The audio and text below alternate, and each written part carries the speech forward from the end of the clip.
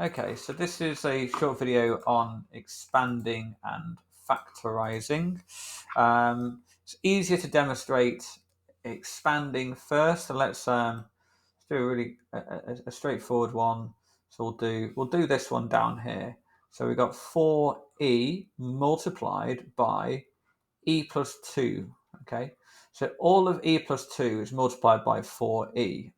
So that would be the same as 4e times e plus 4e times 2. Okay, now I don't want to write times 2 like that because then that looks like an x. So what I'll do is I'll change it straight away. We know that 4e times 2 is going to be the same as 8e. And we know that e times e is the same as e squared. So the answer to that would be would be 4e squared plus 8e. Now, when I go from here to here and I get rid of the brackets, that's called expanding. Okay, and when I go back the other way, so if I had the question if I had 4e squared plus 8e, that's called factorising. It's putting the brackets back in. So the way to factorise is slightly harder than, well, on the whole, usually slightly harder than expanding. But if I start off again with the 4e squared, I'll write it on, we'll pretend that we can't see that.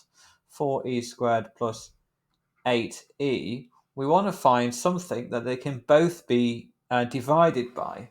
Now they can both be divided by 4 for a start. So if we did that, we would have 4 and we put it outside the bracket and we'd say, well, what's 4e squared divided by 4? Well, it's going to be e squared. What's 8e divided by 4? Well, it's going to be 2e. But actually, e squared plus 2e can actually be divided by e as well. So rather than saying e squared plus 2e inside the brackets, I'm going to not divide it by 4, but I'm going to divide them both by 4e. So what's 4e squared divided by 4e? Well, it's just e, because 4e times e is 4e squared. And what's 8e divided by 4e? Well, it's 2.